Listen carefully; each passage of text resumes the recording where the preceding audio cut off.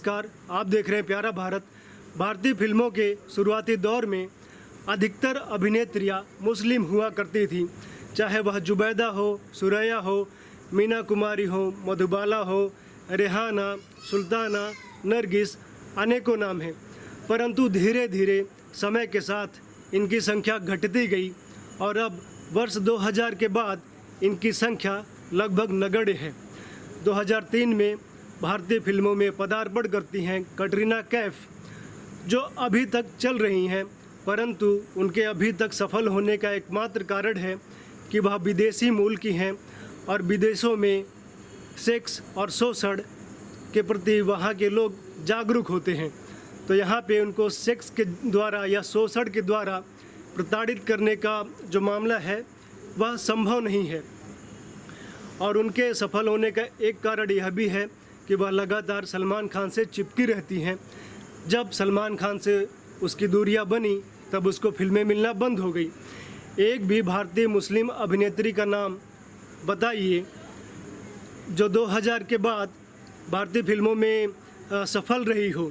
चाहे आप जरीन खान को ले लीजिए, हुमा कुरैशी को ले लीजिए या फिर नरगिस फाखरी हो, यह सभी थोड़े दिनों में एक दो फिल्में की, उसके बाद ये पूरी तरह से फ्लॉप हो गई। इनको धीरे धीरे इनका काम बंद करा दिया गया। एक अभिनेत्री थी जिया खान, उसने कुछ अच्छी फिल्में की थी, कुछ चलना शुरू हुआ था, उसका मर्डर कर दिया गया। मर्डर में नाम आता है सूरज पांचोली का, और सूरज पांचोली को बचाने के लिए स्वयं सामने आता है सलमान खान। सलमान खान मुंबई पुलिस के अधिकारियों को फ़ोन करता है कि लड़के को कुछ नहीं होना चाहिए। तो अब समझना यह पड़ेगा कि सलमान खान सूरज पांचोली के लिए इतना चिंतित क्यों था। सूरज पांचोली नाम से तो हिंदू लग रहा है, तो सलमान खान को उससे क्या संबंध है कि इतना चिंतित। तो सूरज पांचोली आदित्य पांचोली का पुत्र है। आदित्य पांचोली भारतीय फिल्मों के असफल अभिनेता है। आदित्य पांचोली अब महेश भट्ट को लड़कियां सप्लाई करता है। आपको याद होगा कुछ दिन पहले महेश भट्ट का वीडियो आया था जिया खान के साथ। जिया खान उस समय मात्र 16 वर्ष की थी और महेश भट्ट उसको अपनी बाहों में लेके पूरे फील कर रहा है। और जिया खान सूरज पांचोली की गर्लफ्रेंड थी। आपको कंगना रनौत याद होगी, जब वह उत्तराखंड से आती है मुंबई में सेटल होने के लिए, बॉलीवुड में फिल्में करने के लिए, तो वह सबसे पहले आदित्य पांचोली के पास जाती हैं। आदित्य पांचोली उनको फिल्में देने के एवज में उनका शारीरिक और मानसिक शोषण करता है, बलात्कार करता है। कंगना रनौत ने आदित्य पांचोली के विरुद्ध मुंबई पुलिस में बलात्कार का केस भी दर्ज करवाया है, परंतु जो मुंबई पुलिस दाऊद के गोदी में बैठकर काम करती है, वह दाऊद के भारत में दो सबसे बड़े एजेंट महेश भट्ट और सलमान खान के लोगों के विरुद्ध कैसे काम करेगी। यही कारण है कि कंगना ने जो केस किया वह अब ख़त्म हो चुका है, कोई भी उस पर कार्रवाई नहीं हुई। ऊपर से कंगना को ही फिल्में मिलना बंद हो गई। लेकिन अब आप ये समझिए कि आदित्य पांचोली, महेश भट्ट और सलमान खान, इन तीनों में क्या चीज़ है जो इन तीनों को जोड़ती है। क्योंकि सभी अलग अलग प्रतीत होते हैं, परंतु एक चीज़ है जो इनको जोड़ती है, वो है इनका मजहब। तीनों मुसलमान हैं। आदित्य पांचोली ने जरीना वहाब से शादी की है और अधिकतर केसों में यदि हिंदू पुरुष किसी मुस्लिम महिला से विवाह करता है तो वह 99% केसों में यह पाया जाता है कि वह पूरी तरह से मुस्लिम रंग में ढल जाता है, रंग जाता है, बशर्ते वह RSS या आर्य समाज का ना हो। आपने संजय दत्त के केस में भी हम ये देखते हैं कि कैसे संजय दत्त के पिता सुनील दत्त ने नरगिस से विवाह किया और संजय दत्त मुंबई दंगों के समय AK-47 रखे पाए जाते हैं। किसी एक हिंदू व्यक्ति का नाम बताइए जो दंगों के समय दाऊद इब्राहिम के साथ इस तरह संबंध रखता हुआ AK-47 उसके घर से मिले। तो उसकी माता का ही प्रभाव था ना, कि उसके माता का जो ख़ानदान है उसके द्वारा संजय दत्त प्रभावित हुआ और उस तरह से वो मुस्लिम जो चाल ढाल है उससे प्रभावित होकर दंगों में शामिल हुआ। संजय दत्त को जब गिरफ्तार किया जाने लगा तो संजय दत्त ने बोला भी कि मेरी माँ मुसलमान है, इसलिए मुझे टारगेट किया जा रहा है। विक्टिम कार्ड खेल गया संजय दत्त वहाँ भी। अब संजय दत्त ने मान्यता से शादी की है जो कि मुसलमान है। उसके बच्चों का नाम देखिए क्या है, इकरा है उसकी बेटी का नाम, पुत्र का नाम भी ऐसे ही कुछ मुसलमान है। तो ये होता है, कई ऐसे ऐसे अनेकों केस हैं, कई सारे ऐसे केस हैं कि मुस्लिम लड़की भी हिंदू लड़के से शादी करती है तो वह धीरे धीरे कन्वर्ट कर लेती है, ऊपर नाम से नहीं लेकिन अंदर अंदर काम हो जाता है। अब आते हैं महेश भट्ट पे। महेश भट्ट की भी माँ भी मुसलमान थी। महेश भट्ट के पिता थे नाना भाई भट्ट, वह एक ब्राह्मण थे। नाना भाई भट्ट की पत्नी थी हेमलता भट्ट, और महेश भट्ट इन दोनों के पुत्र नहीं हैं। नाना भाई भट्ट की एक रखैल थी, उसका नाम था शिरीन मोहम्मद अली। महेश भट्ट उसी रखैल के पुत्र हैं। नाना भाई भट्ट और शिरीन भट्ट अली के समागम से उत्पन्न हुआ है महेश भट्ट।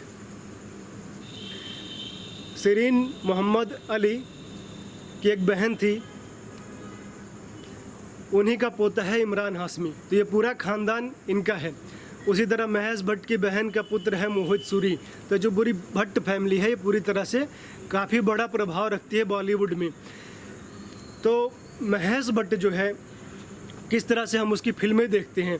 महेश भट्ट की फिल्में यदि आपको याद हो, सड़क आपने यदि देखी हो, मैंने नहीं देखी है लेकिन विकिपीडिया पे सर्च किया इस वीडियो को बनाने के लिए, तो उसमें देखा कि उसमें भी वही रंडी खाने का पूरा चित्रण कर रखा है।